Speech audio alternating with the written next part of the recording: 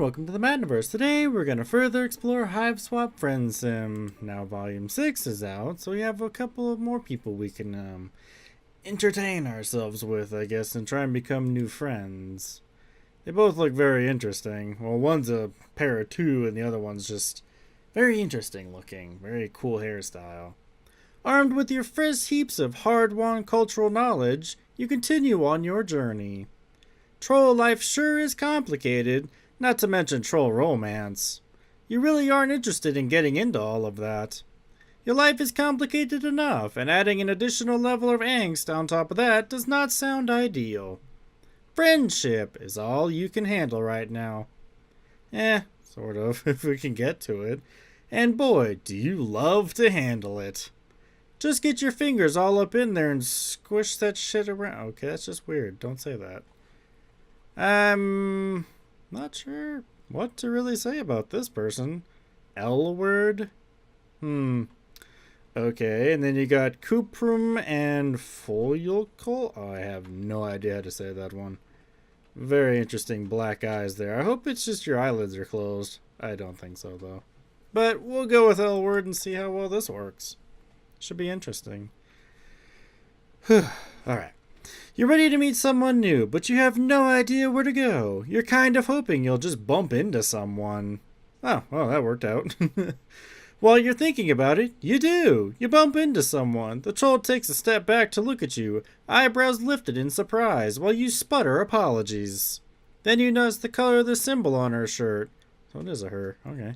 And your blood turns to ice. Given that you picked up about troll society, she's probably be well within her rights to attack you, or at least treat you to some very hurtful insults. Well, hey there, little buddy. You look kinda lost. Everything okay? Huh? That was a lot friendlier than you expected. That said, this troll's look is intimidating. She's smiling at you, but the leather jacket and uppercut make you think you shouldn't fuck with her.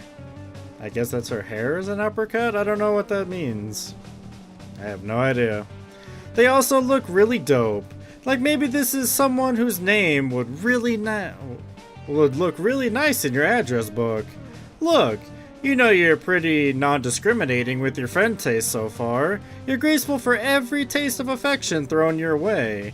But you can admit you're barking up the friendship tree on some real weirdos.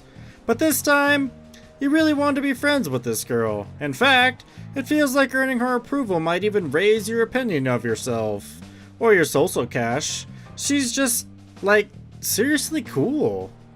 You tell her you are lost, not that you have anywhere to be. Just seeing where the night goes, huh? Been there. I could tell you some stories. Oh man. I don't want to be rude, but you're an alien, right? You confirm. That is one of the few solid facts you know, and you're going to hang on to that with both hands. While they're still your hands, and not your grab pods of your gesture appendages or whatever. Neat. You could call me L-word, by the way. I bet you have all kinds of cool alien stories. You want to hang with me? I know a place near here to grab a drink if you want. Does she mean platonically? Or is she asking you out? It's really hard to tell. She's so cool and disaffectioned. Or disaffected, I guess. Not disaffectioned. Yeah, close enough. If that was a date suggestion, she's gotta be the smoothest motherfucker around. You're kinda hoping she just wanted to know you better. She's beautiful, but it seems like going on a date with her would be a lot of pressure. Mostly, you just really, really want her to like you. She brushes a piece of lint off her jacket, and your desperation for attention grows. You say yes. Aw yeah. Alien time. Let's go. Wait. Wait? Come on! Can't you even just go hang out with someone without some kind of weird rigmarole? Or whole rigmarole. Close enough. I know I get a lot of these words wrong. I don't know what's wrong with me with my reading. everything, I guess. Are you fated to always be bombarded with branching choices, choosing randomly between fates that almost always seem to end in some kind of violence? There's actually 2 places we could go. You want to try the closer place or the farther place? Fine. Fine. Fine. You'll make another choice.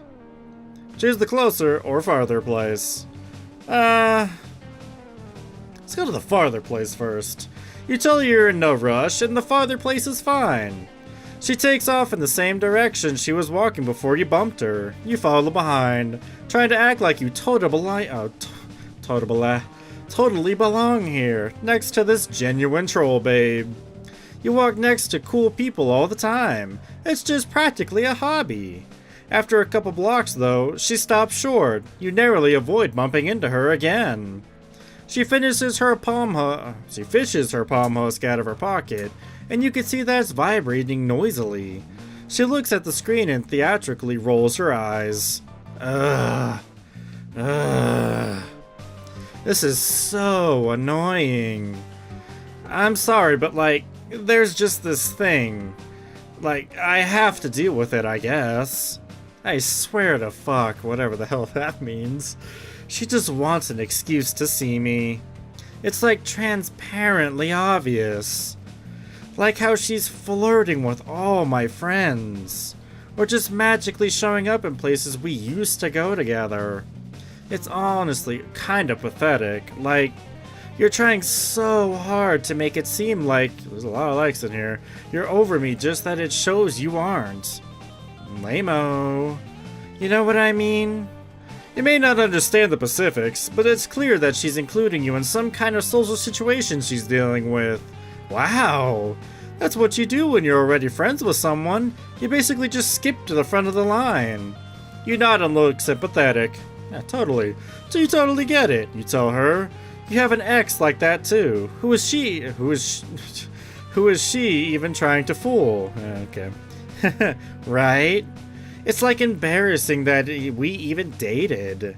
We totally gotta request combat assignments on the same ship too. So dumb. Anyway, sorry, but I gotta go back to my hive. She keeps bugging me about some shit she left there. I keep telling her. All the L's capital though. I mean, that's been happening for a while. All the L's seem to be capital. Really weird. I keep telling her I don't even think she's even there, but she says she's all her belongings itemized or something. Such a dork. I'm like the best thing that ever happened to her. You keep nodding vigorously. Your neck is starting to hurt from all the nodding. You tell L-word that she's obviously too good for whoever this girl is. I mean, I know, but I gotta deal with her shit anyway. Anyway, sorry, it's literally so dumb, but do you mind if we just swung by my hive on our way out? It won't take long. She's terminally punctual. Lame-o. She's already sent me her ETA on Google Maps. Google Maps? I like that. It's an interesting name for Google. This is a real softball. No need to apologize over this decision. You tell her you don't mind at all. She starts to head off, but then she stops and looks at you. Her brow furrows. Huh? You know, for an extra alternal... I think that's right. Yeah, extra alternal, you're kinda cute. Oh, jeez. You start to feel flustered as she peers at you more closely. Are you going to have to make it clear once again that you're only interested in friendship? I'm getting an idea. My ex thinks she's so cool because she's a Jade Blood and they have a sacred duty or whatever. She makes a complicated motion with her hand. From context, you gather that this is the troll version of a jerking off gesture. Okay. You'll file away the implications of that one to consider at a later time. But she's probably never met an alien before. Definitely never dated one. Do you think we could pretend to be a thing? Read room? I don't know. Just until she goes away. She'll fully shit herself, I swear. Just, don't fall in love with me, kid. Just kidding. Really don't, though. Your heart is beating at an unusual rate. And not even because of a fear this time. Fake dating again? Do trolls do this a lot? There must be some cultural context that makes them turn to a fake relationship for security. On the other hand, you're an experienced fake dater by now. Ellerward could check your references. On the other hand, you know this ends now. You know how this ends now. You know this ends with you falling in love with her. There's literally no fake dating situation that has ever ended differently. The last fake relationship you did agonizingly circled the rim of romance before falling out and into your hands for a sick relationship rebound. But it was a close one. You might be like a quarter of the way in love with her already. She looks like troll Natalie Dormer. It is definitely way too dangerous to say yes to this. Fake date? Fake date. I'm gonna go with the more caps. You grasp her hands, your eyes shining. Yes, you tell her. Yes, you will fake date her. You are ready to dive into this thing together, side by side, for as long as she needs, with your whole heart and mind, whatever it takes. Whoa, that's, You were like really ready to go for it, like about to jump right in. Maybe this was a bad idea. I don't want to lead you on. Oh no, you way overdid it. I kind of figured I did choosing caps, but I liked it. It was funny. You shrink back, mortified. No, you tell her. You weren't going to fall in love. You weren't even thinking it. Just thinking about helping her with an awkward situation. Uh-huh. Hey, you mentioned your ex earlier, right? Is that recent? Like, were you trying to rebound with me or something? Because if it's recent, I mean, I get it. Breakups can be hard. I mean, mine was fine. Completely mutual. But I get it. Your ex only exists in your imagination, but Elwood is giving you an out here. You're going to take it. You nod, trying to look sad. Breakups are hard, after all. That part isn't a lie. Just a well-known truth of life. You know what? I can blow my ex off for now. I'm gonna take you out. Take you somewhere special. Where you can forget, have a little me time, you know? I think you deserve it. Okay, a little hiccup there, but maybe you've managed to turn this around. You feel bad that she thinks you're newly heartbroken, but it's comforting that her reaction is to try to cheer you up rather than pouncing on you at her most vulnerable, like some other trolls would do. Actually, she's being really nice. Maybe this friendship train is on the right track after all. Oh, some kind of deli, I guess? Looks like it. Looks like some pastries. Interesting. Albert takes you to what appears to be a coffee shop. It has all the trappings of a coffee shop. Mugs, bean grinders, fiddly little machines with tubs, tables with people working on husk-tops. The smell in the air is not coffee, though. It's something earthier and a little spicy. You're gonna guess ground up grubs? Just a hunch. Here we are. Let's get something to drink and wait for it to start. You let her choose your drink. She brings you up a steaming mug of something. Hot. You sip it cautiously. Not bad at all. No legs floating in it or anything. Just so you know, I don't know what your deal is, but this place is kinda girls only. You're an alien, so no one's gonna even ask, including me. But just so you know the deal, don't worry though. If anyone does ask, I'll say just say you're here with me. Plus you're cute, so no one's gonna mind. Winky face. You feel like your face got, you feel your face get hot. Wait, no, you're not fake dating. No fluttery feelings here. Cool, you tell her. You love this place already. Wait, what is this place? This is excessive bodily force poetry. Open mic night. All blood colors welcome. Okay. Now that she says it, you can see a microphone set up on the side of the cafe. And Olive Blood is sitting nearby with a clipboard, writing down the names of people who want to perform. You ever do excessive bodily force poetry? You look back at her. She's looking at you with those heavy-lidded eyes and that flirtatious smirk. Last time you let your enthusiasm get the best of you, she pulled back. But then she took you to this cool ladies-only hangout. Saying yes hasn't led you wrong so far. Probably. Unless there's going to be some consequence you haven't gotten to yet. No, it's probably fine. You tell her you've dabbled. Have not dabbled at all, but I can't wait to see this. You try to shoot the same kind of coy look she's giving you. Is it flirting? Who can say? You're riding this wave of plausible deniability and you're never coming down. Really? I didn't think you'd say yes. That's so cool. Dang, you should go sign up.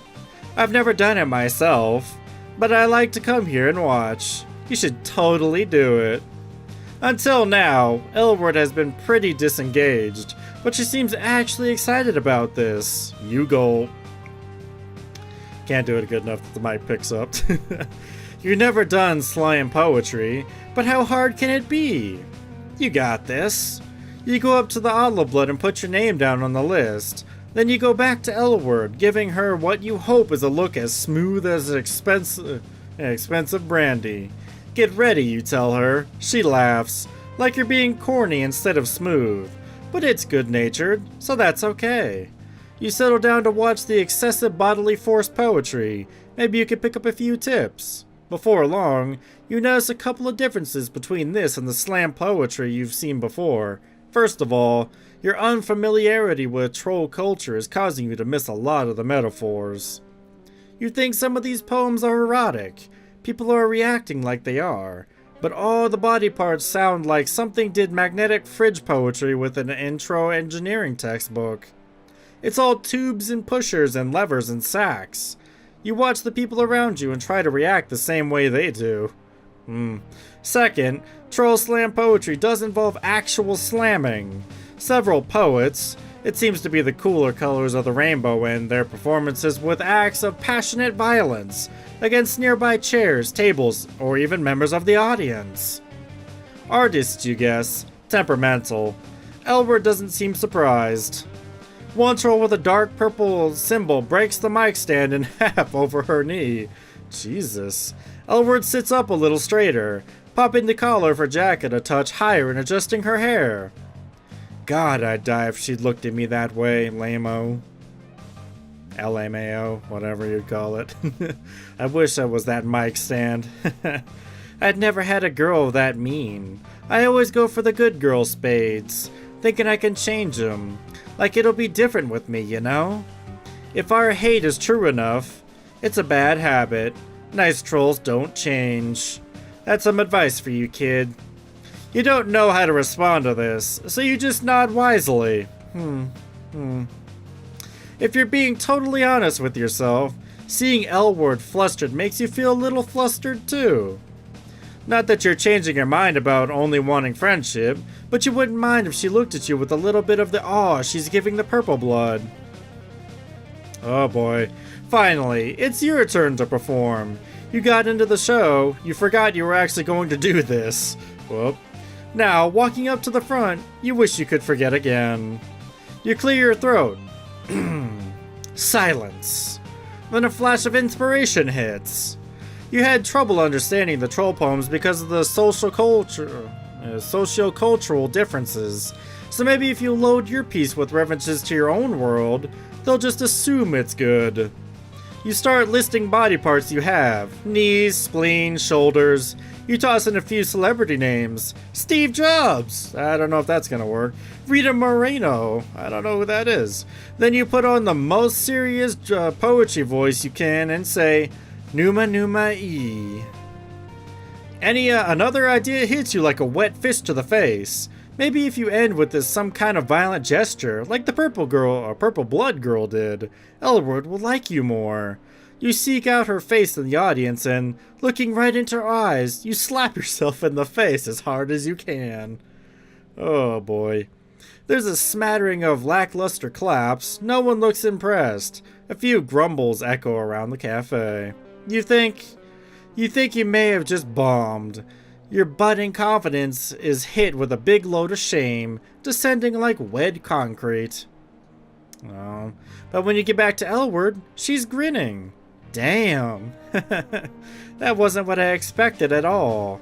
It was pretty funny though. You must have some real abdominal sausages to get up there and perform like that. Nice job, alien. She gives you a wink. You start to perk up a little.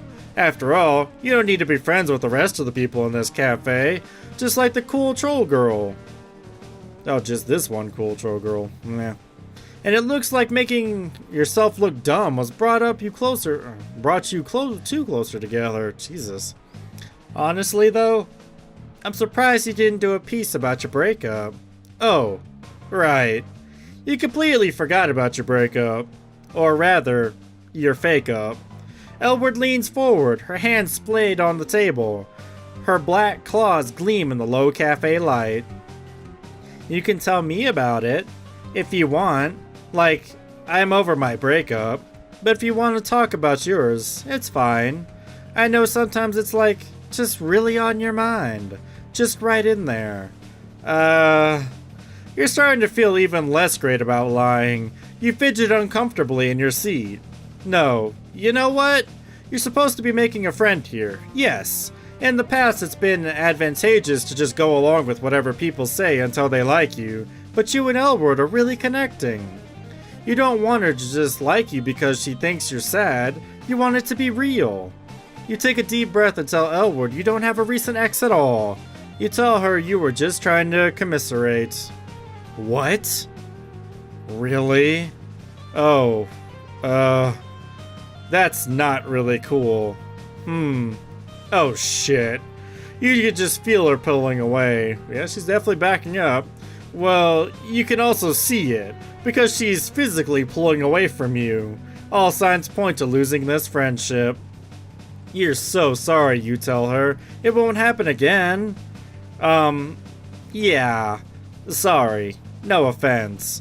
But it's not cool to lie about shit like that. It's pretty weird. She's completely detached now, barely even looking at you. It was nice to meet you, but it's probably best if you just go. See you, space mo beastie boy. As much as it hurts, you have to agree. It's probably best to just cut your losses. You try not to let your disappointment show as you walk away. Oh, jeez, yeah, he's crying over that one. But I guess that's to be expected. Never lie. Lying gets you nowhere. Eventually, it will come to bite you. But we have other choices we can make, so let's go and try and make those. Back to Elwood. And speed up. So for this one, let's go to the closer one. You don't want to wait any longer than necessary for that delectable friendship. You tell her to take you to the closest place she knows.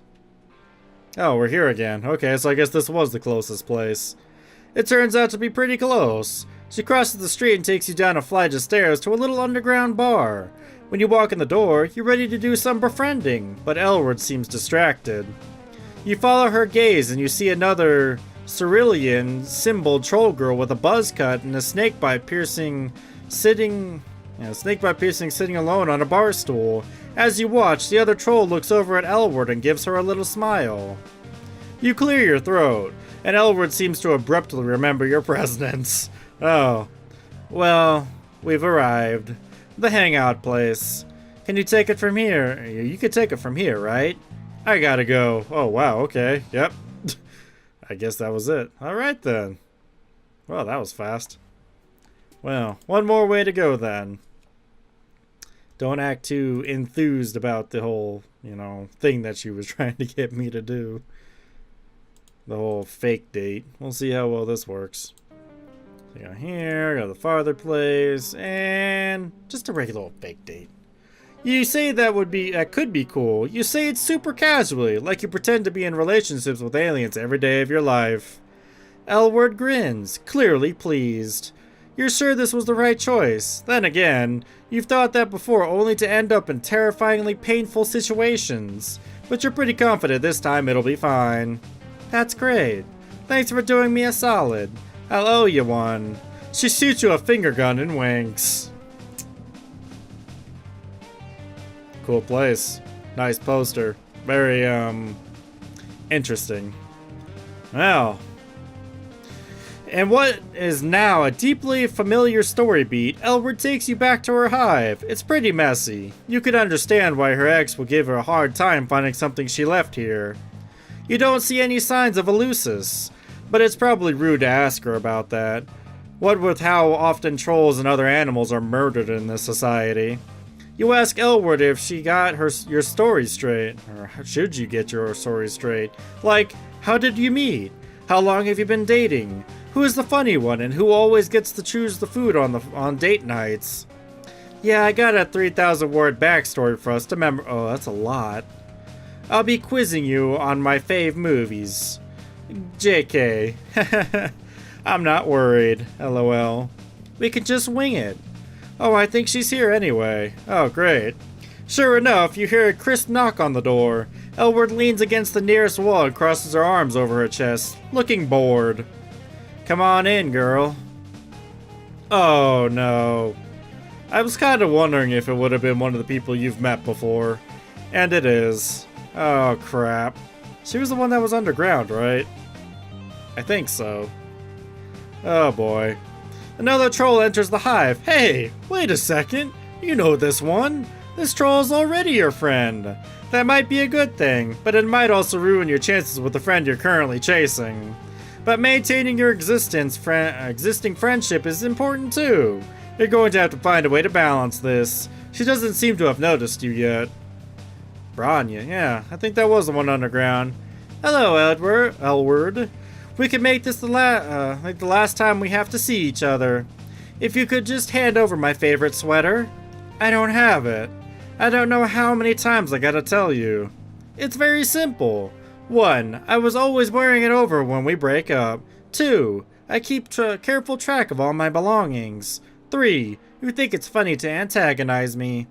All signs point to you having it. I don't want to fight again. Isn't it nicer if we collaborate? Who's fighting? I don't even remember what your sweater looks like. I don't really think about it. Or you. At all. Ever. Oh, Jesus.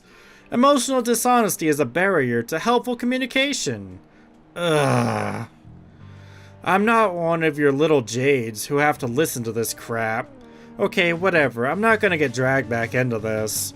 You're interrupting my date, Branya. More like boring ya. Lame-o. I'm actually trying to hang out with someone who's not you right now. A real cutie. Oh man. Oh no. Elwood makes a lazy gesture at you, as if to indicate that pointing you out to Branya is barely holding her interest. You look at Branya and try to smile. I don't know if that's gonna work. You lift your hand in a tentative wave. Hi, you say.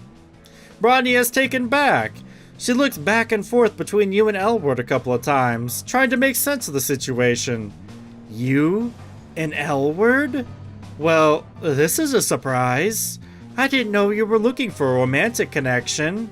I could have introduced you to some of my other jades. Not that I mind that you're with Elwood.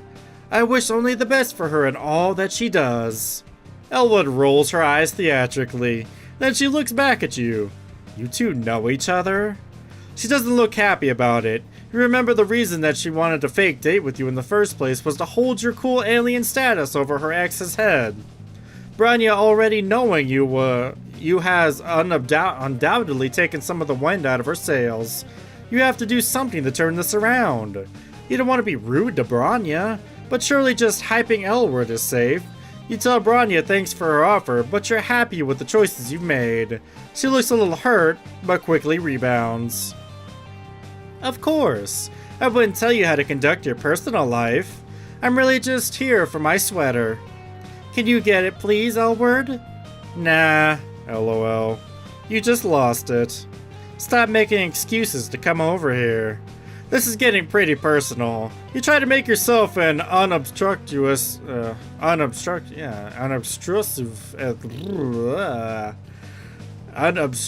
as possible, pulling the collars of your, well, Tagora's robe to hide your face. Someone might accuse you of manufacturing reasons for me to keep coming over by not giving it back. LOL. Okay, whatever. I'll just let you know if it turns up alright. Not alright. 1. You said that before and you've never followed through. 2. You never contact me first. 3. You're obviously not motivated to find it. I want to settle this once and for all. It's time to resolve our conflict. Jeez. I didn't steal your fucking sweater. Look, I want to resolve this too. But not just but now just isn't a good time. Can't you see? Can't you just let me have some time with my new pal here? It doesn't seem like a reasonable request. This may take longer than I would have liked. I suppose I could leave it alone for now, but you can't just keep avoiding me forever. Not about just the sweater. I'm not doing that. Ugh, didn't you get enough of talking about your feelings when we were actually together? Why do you have to talk about them now? Let's talk about it later then. I'd rather leave my friend here out of it anyway. Our friend! Wow! You breathe a sigh of relief. You don't have so many friendships yet that you could stand to lose one. You can now listen to the rest of the conversation with a touch more ease. I'll come back when you're more available. Please try to work with me on this. Thank you. Bronya makes her way out. Elward watches her leave, and then sags back against the wall, scowlingly. See him. She seems to be in much more lower spirits than she was earlier. Her heart aches. Friend or no, you want to see her cheer up again. You know what? She takes a deep breath and looks over at you. I do have her sweater. It's in the back of my closet. She starts laughing. You giggle a little too. Okay. What just happened here is an opening. You witnessed something revealing, and now Elward is in a vulnerable position. You don't want to push her or annoy her, but she did loop you into this. You can't waste this opportunity. It might be worth it to take a risk. You say, hesitantly, that it seems like Bronya was really desperate. She's like totally not over it. I know, right? I told you. You say that also. It's okay to not be over it 100% yet. See, I had a burp there. It's been happening a while now. Alright. Not even if a relationship was wrong and you're way better off without it. Sometimes you can still feel a little sad, and it's fine. In fact, you say, it can make you seem emotionally deep in an extremely cool way. You give her a little smile. She smiles back. Thanks for saying that. You're really nice. You didn't have to do all that for me. Sorry for bringing you into this mess. Did you still want to get that drink? You're a good friend. Your heart overflows, and you beam a brilliant smile at her. You feel the warm bloom of friendship opening its sweet petals in your heart. Friendships achieved. Cool. Oh boy. Yeah, I kind of was expecting to finally see someone that I met before. Apparently it was Bronya. The one who apparently lived in the caves with all those little grubs, I guess. And then at one point, for the failing, we had to kill all of them because of our stupid decision. But it was very interesting to see her again, though. I totally forgot what voice I used for her, so I did what I could. It's probably not the best, but I tried. Yeah, well. But I had pretty good fun with that one. Can't wait to see what the other two have in store for me. I got to figure out how I'm going to do that, but we'll come to that bridge when we get to it, I suppose. So, thank you for joining me for this adventure. I'll see you guys for the next adventure. Bye.